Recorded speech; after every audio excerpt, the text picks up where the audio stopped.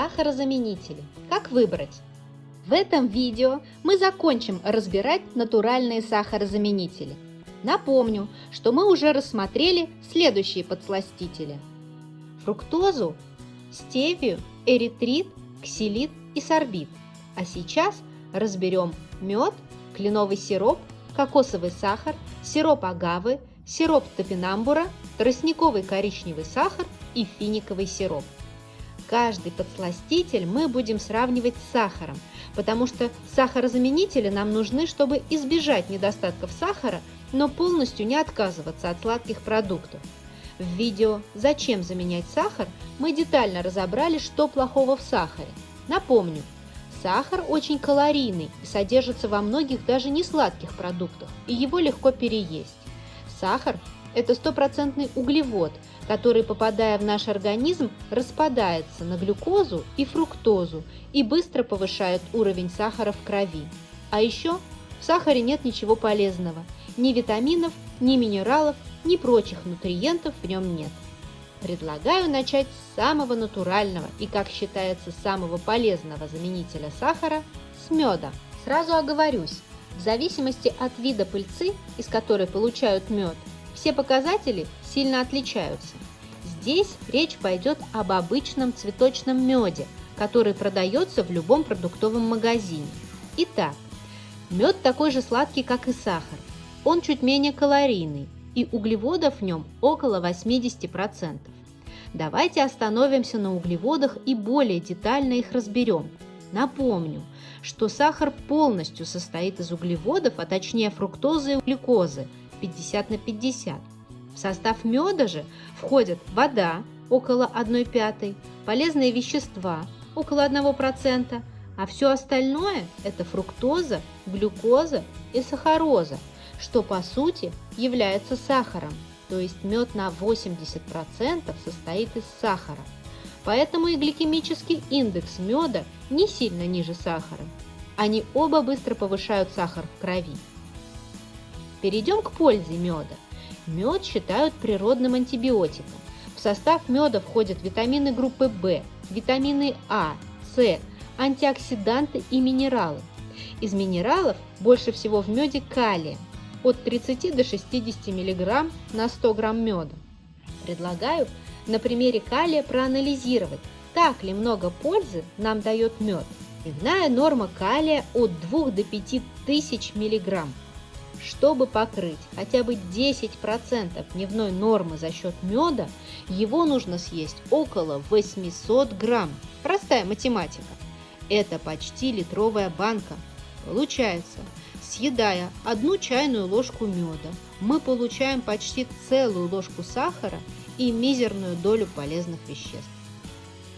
Во многих источниках пишут, что мед нагревать нельзя, потому что он теряет не только полезные свойства, но и превращается в яд.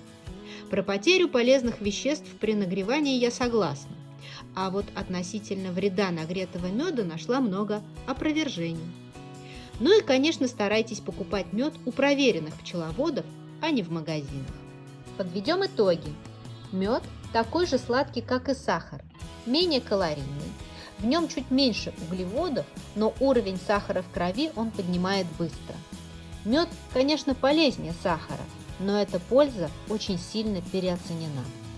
Кленовый сироп считается полезной альтернативой сахару. Давайте разберем, так ли это. Кленовый сироп слаще сахара, но гораздо менее калорийный. Углеводов в кленовом сиропе меньше. Рассмотрим химический состав сиропа.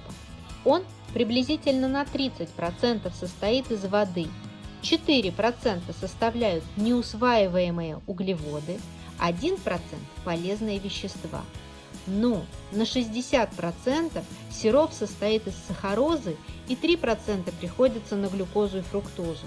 Как мы помним, сахароза – это обычный сахар, поэтому можно сказать, что кленовый сироп более чем наполовину состоит из сахара. Поэтому и гликемический индекс сиропа достаточно высокий. А вот витамины, антиоксиданты и минералы в кленовом сиропе присутствуют, но так же, как и в меде, их очень мало, и они не способны покрыть даже 5% дневной потребности. Кленовый сироп можно нагревать, однако при покупке важно обращать внимание на производителя и состав продукта. Считается, что лучший сироп производят в Канаде. Подводя итоги, можно сказать, что кленовый сироп выгодно отличается от сахара калорийностью, содержанием углеводов, и он медленнее, чем сахар, повышает уровень сахара в крови. А также он дает нашему организму полезные вещества. Перейдем к кокосовому сахару. Напомню, что его производят не из мякоти спелых орехов, а из сока соцветий кокосовой пальмы. Кокосовый сахар менее сладкий, чем обычный сахар, и обладает карамельно-ореховым привкусом. Он практически такой же калорийный, как и сахар, и углеводов в нем также много. В состав кокосового сахара входят белки 2%, крахмалы, немного полезных веществ, но основную долю составляет сахар. Однако сахар в крови кокосовый сахар поднимает медленнее, и полезные вещества, такие как витамины группы В, аминокислоты, инулин и некоторые минералы, в этом подсластителе есть. В целом, можно сказать, что кокосовый сахар очень похож на обычный рафинированный сахар с более низким гликемическим индексом и с небольшим содержанием полезных веществ. Еще один популярный сахарозаменитель – сироп агавы, в 1,5 раза слаще сахара, чуть менее калорийный и содержит около 80% углеводов. Особенностью этого подсластителя является очень высокое содержание фруктозы – 70%. Напомню, как фруктоза ведет себя в нашем организме. Она сразу в кровь не попадает, а идет в печень, где преобразуется в гликоген. Гликоген – это сахарные резервы нашего организма. Если мы долго не едим и при этом ведем активный образ жизни, сахар в крови расходуется на питание клеток, и его уровень снижается. Тогда печень преобразует гликоген в глюкозу и выбрасывает ее в кровь, чтобы мы дотянули до следующего приема пищи. А в случае, когда запасы гликогена полны, что бывает всегда, когда мы переедаем, излишки фруктозы печень превращает в жировые клетки, запасы, которые дольше хранятся и медленнее расходуются. Поэтому злоупотреблять фруктозой, как и сиропом агавы, не рекомендуется. Благодаря высокому содержанию фруктозы сироп агавы медленно поднимает уровень сахара в крови, тем самым насыщая нас на более длительное время, чем сахар. Также в сиропе агавы есть полезный пребиотик – инулин, который помогает нашей пищеварительной системе. А еще есть витамины группы В, витамин С, аминокислоты и минералы. В целом сироп агавы хорош по таким показателям, как сладость, низкий гликемический индекс и наличие полезных веществ. Но большое содержание фруктозы является значительным недостатком этого сиропа и в случае его переедания может привести к набору веса. Перейдем теперь к менее популярному, однако более полезному подсластителю – сиропу топинамбура. По сладости он сопоставим с сахаром, менее калориен и содержит меньше углеводов. В состав сиропа входит на четверть вода, около 1% витаминов и минералов, инулин, полезный пребиотик, пищевые волокна. Больше половины составляет фруктоза и около 15% глюкоза. В сиропе топинамбура, так же как и в сиропе агава, много фруктозы, поэтому стоит употреблять его в строго ограниченных количествах. Сахар в крови сироп топинамбура поднимает медленно и насыщает на более длительное время, чем сахар. Около 7% составляют полезные вещества: инулин, пищевые волокна, витамин С, витамины группы В и некоторые минералы. Итак, сироп топинамбура выгодно отличается от сахара меньшей калорийностью, низким гликемическим индексом, наличием полезных веществ. Однако большое содержание фруктозы должно предостеречь вас от чрезмерного его использования. Часто в рекламе производители говорят о коричневом тростниковом сахаре как об отличной замене рафинированному сахару. Давайте посмотрим, так ли это. По сладости оба продукта одинаковые. Коричневый сахар обладает приятным карамельным привкусом. По калорийности и содержанию углеводов они также совпадают.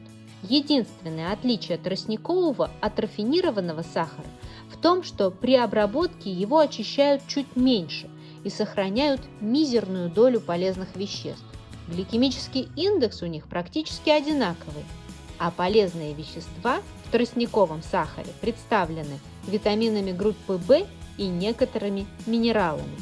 Но, повторюсь, их доля ничтожно мала. Итак, тростниковый сахар практически полностью идентичен обычному сахару, и я бы вообще не рекомендовала его рассматривать как сахарозаменитель. А теперь перейдем к финиковому сиропу. Он чуть более сладкий, чем сахар, менее калорийный и содержит немного меньше углеводов. Около четверти в составе финикового сиропа занимает вода, а вот на 70% он фактически состоит из сахара. И гликемический индекс финикового сиропа даже выше сахара, то есть он очень быстро повышает сахар в крови. А вот полезных веществ в финиковом сиропе больше, чем в большинстве сахарозаменителей. Финиковый сироп богат витаминами группы А и В, витамином С, антиоксидантами. В нем содержатся белки, пищевые волокна и широкий спектр минералов. Итак, финиковый сироп более сладкий, чуть менее калорийный и обладает полезными веществами, но имеет очень высокий гликемический индекс. После того, как мы детально разобрали каждый сахарозаменитель по отдельности, возникла идея рассмотреть их всех вместе и сравнить не только с сахаром, но и друг с другом. В следующем видео будут приведены рейтинги натуральных подсластителей, которые мы с вами проанализировали в этом и предыдущих роликах.